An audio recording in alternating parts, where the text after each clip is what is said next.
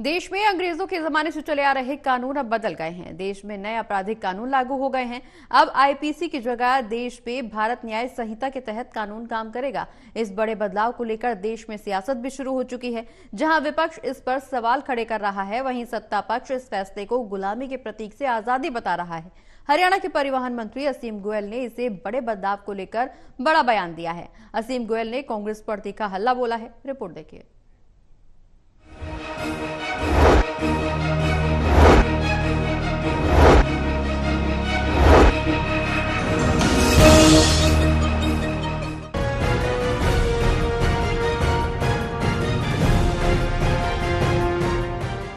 देश में अंग्रेजों के जमाने से चलते आ रहे कानून अब बदल गए हैं। देश में आपराधिक कानून लागू हो गए। अब आईपीसी की जगह देश में भारत न्याय संहिता के तहत कानून काम करेगा। इस बड़े बदलाव को लेकर देश में सियासत शुरू हो चुकी है, जिसको लेकर हरियाणा के परिवहन मंत्री असीम गोयल ने कहा कि आईपीसी के कानून ब्रिटिश राज का प्रतीक थे। आज भी लोग हमें कहते थे कि ये कैसी आजादी है।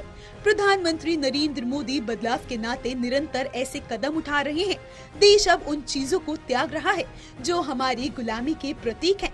आज से ब्रिटिशर्स द्वारा लागू किए गए कानूनों में बदलाव हो रहा है। देश बदलाव की तरफ जा रहा है और हमें इस बात पर गर्व होना चाहिए। देखिए, माननीय मोदी जी जब से आए, लगातार रिफॉर्म्स के नाते उन्होंने ऐसे काम किए जो हमारे गुलामी के प्रतीक थे।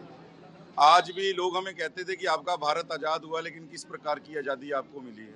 आज भी आपके कानून जो हैं, आईपीसी के जो कानून थे वो ब्रिटिशर्स के लागू किए हुए थे और उन्हीं के नाते कानून चल रहे थे।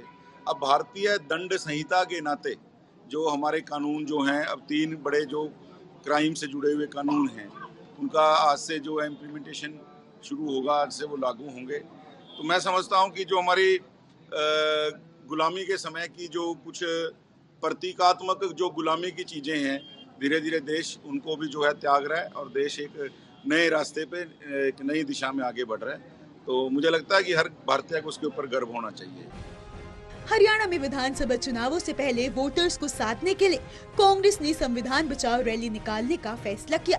कांग्रेस की संविधान बचाओ रैली को लेकर भी हरियाणा के परिवहन मंत्री असीम गोयल ने हमला बोला और कांग्रेस को आड़े हाथों लेते हुए कहा कि जिस कांग्रेस ने संविधान को तार तार करने का काम किया, इमरजेंसी लगाकर लोगों की आवाज बंद करने का काम किया, यहाँ तक कि ऐसे नारे लगते थे कि India is Indira and India is Indira. ऐसी कांग्रेस जो लगातार संविधान की हत्यारी है और संविधान पर जिन्होंने डाका डाला था, वो आज संविधान बचाने की बात कर रहे हैं। कांग्रेस पर हमला बोलते हुए असीम ने कहा कि इन्होंने सरकार में रहते कभी संविधान को नहीं माना।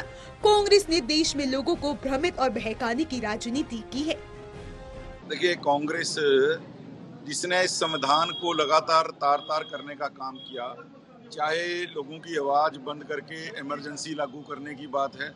इमरजेंसी के नाते जिस प्रकार से 2.25 साल एक देश के अंदर एक व्यक्ति के कहने से देश चला है और ऐसे नारे तक लगे कि India is Indira and Indira is India, यानी अहम का इससे बड़ा कोई भाव, इससे बड़ा कोई उदाहरण नहीं मिल सकता।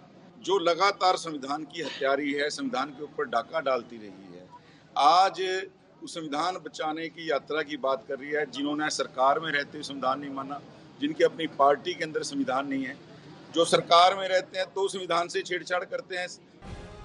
आयुष्मान कार्ड के तहत इलाज करवाने वालों की पेमेंट न मिलने पर आज से आईएमए ने आयुष्मान के तहत मरीजों का इलाज बंद कर दिया। इस मामले को लेकर प्रतिक्रिया देते हुए परिवहन राज्य मंत्री असीम गोयल ने कहा कि मामला संज्ञान में आया है। इस मामले पर जल्दी सरकार एक्शन लेगी और लोगों को परेशान नहीं होने दिया जाएगा। बहरहाल देश में अंग्रेजों के जमाने से चलते आ रहे कानून अब बदल गए हैं। आज से देश में नए आपराधिक कानून लागू हो गए। अब आईपीसी की जगह देश में भारत न्याय संहिता के तहत कानून काम करेगा। अंबाला से कृष्ण बाली की रिपोर्ट।